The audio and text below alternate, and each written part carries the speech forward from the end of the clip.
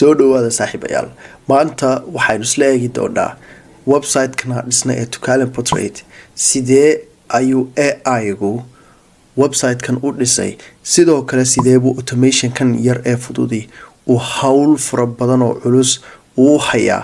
Website-kan isla dul tegi doonaa, kadibna waxa aynu samayn doonaa website ka la mid ah 3 daqiiqo gudahood. prompt yar ayaynu adeegsan doonaa inagoo AI isticmaalayna. Qof walbana uu samayn karaa adigoona u baahnayn wax coding ah iyo wax khibrad ah. Talaabooyinka qaadaya haddaad samayso website-kaagas hawada waa soo gelin kartaa, automation shaqooyinka kuu fududeynayna waad samayn kartaa. portrait.com waxa kuu soo baxaya website-kan waxaan ugu talagalnay in lagu duubo eventska iyo business adska iyo wedding filmska in lagu duubaan ugu talagalnay. Marka website-kan waxaan ku dhisnay Google AI Studio 2 minute gudahood. Waana website shaqaynaya oo waqti xaadirkan dadku ay kasoo booking garaystaan.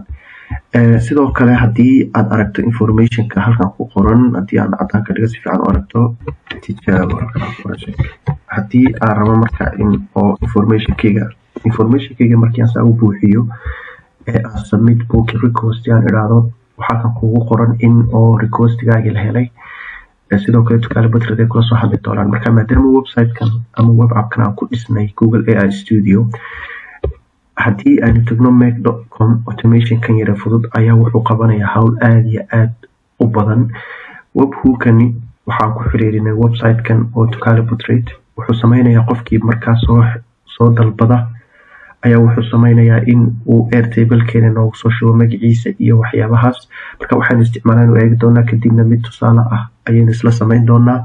Iminka haddaynu tagno airtable-ka waxaad arkaysaa in uusan information ku jirin, uusan qofi ku jirin, laakiin automation-kan yara fududay waxa uu daily maalin kasta 12 iyo 51 marka ii tahay ayuu is-update karayaa si dadkii cusub ee soo codsaday aanu aragno.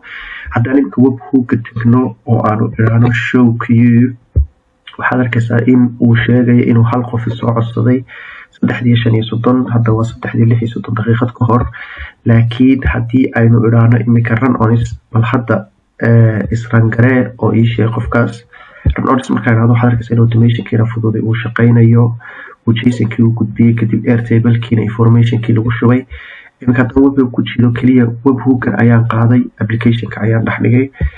JSON-na wuxuu iga caawinaya marka in xogtii intii aan rabo oo kaleer oo faahfaahsan uu soo daayo oo waxyaabihii kalena uu iska reebo. Marka airtable-na wuxuu ii sheegaya marka in oo full name-ka iyo email-ka iyo waxyaabahaasi aan isku xiriiriyey uu intii aan uga baahanahay isaguna uu ii soo gudbinayo. Hadda waxaad arkaysaa in uu xog sameeyey, hal xog uu JSON u gudbiyey, uu JSON-na intii aan uga baahnayn uu kala saaray. sidoo kale airtable ay xogtii kusoo dhacday. Marka haddaynu halkan isla tagno airtable-kii aynu ku noqono, waxaa arkaysaa in xogtii ay soo gashay qofkan oo wedding raba. Tijaaban hadda ku qoray iyo lambarkiisa iyo emailkiisa iyo magaciisa intaba waxa weeyaan uu soo dhigayaa. Marka maadaama ay saas tahay uu website-kan iyo automation-kan aanu ku dhisnayn ka yar 10 minute oo haddana hawshaas oo dhan uu ku hayo, airtable-ku wuxuu kusii fiican yahay. Sidoo kale isagana automation ayuu sii leeyahay oo email-ka ayaa isku xiriirsan oo xogtii maalintaa taagan iyo dadkii u baahan shaqadooda u baahantay uu soo xasuusinaya, email-ku markasta kugu soo diraya. Marka waqti xaadirkan haddaanad AI baranin, waxa weeye ama business-kaaga aad ku lifaaqi shaqooyin fara badan ayay kaaga bixi lahaayeen, ay waqti badan kaaga baxaya. Marka bal aynu isla eegno mid cusub oo aynu dhisi karno.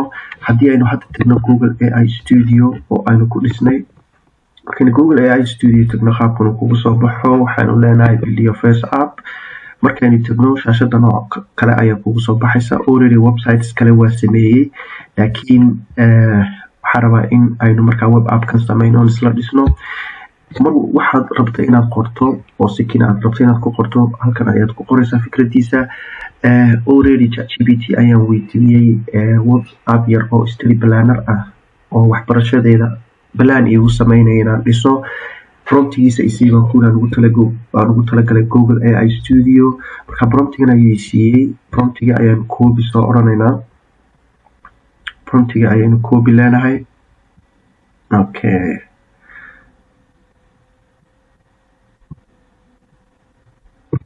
okay intaasaynu soo koobiyeynaynaa. copy markaynu niraano waxaynu la tegaynaa Google AI Studio qaybtiisa building ay ku qoran tahay, kadib pass ayaynu leenahay, kadibna build ayaynu leenahay. waxaynu siinaynaa sikimo gudaheed si uu markaa web appkii oo dhammaystiran uu dhiso. web appkii markii uu dhiso waxaynu samayn doonaa isagna automation fudud ayaad samayn kartaa sida aniga aan sameeyey oo hawshaas oo dhan kuu qabanaya.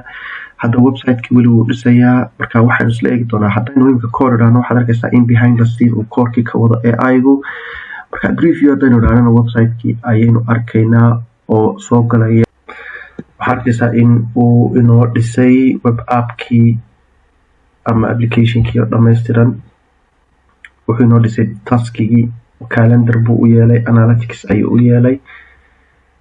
si aynu soo weyno oo si fiican iskula sii eegno waxaan arkaynaa markaa inuu u sameeyo dashboard, tasks, calendar, weekly study targetka halkan aad ku qoranayso. waxaan kaloo arkaynaa in uu dark mode iyo light mode intaba u yeelay. taskigaaga waxaad ka arki doontaa waxyaabihii aad qabatay, new task haddaad tiraahdo wixii aad rabtay inaad qabatid. calendarka waxyaabihii oo sidaad wax usoo samaysay uu bishii ku xasuusinayo, iyo analytics weekly study hourskaagu siduu ahaa, study minuteski aad samaysay, focus streakii 3 dayskii, waxyaabihii oo dhan, subject breakdown. adigu wuxuu inoo sameeyey mid aada u fudud, kadibna wixii aad rabtay inaad ka bedesho ayaad ka bedeli doontaa markii aad u baahan tahay.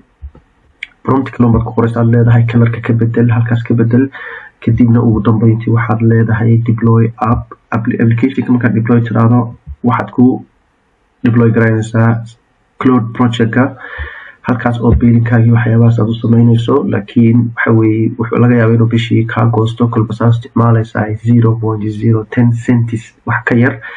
qaabkaas ayuu AI-gu markaa waqti xaadirkan qaabkaas ayaad uga faa'iidaysan kartaa AI-ga waqti xaadirkan hadda jira adigoona wax coding ah aanad khibrad hore u lahayn. sidaas ayaanad website u samayn kartaa.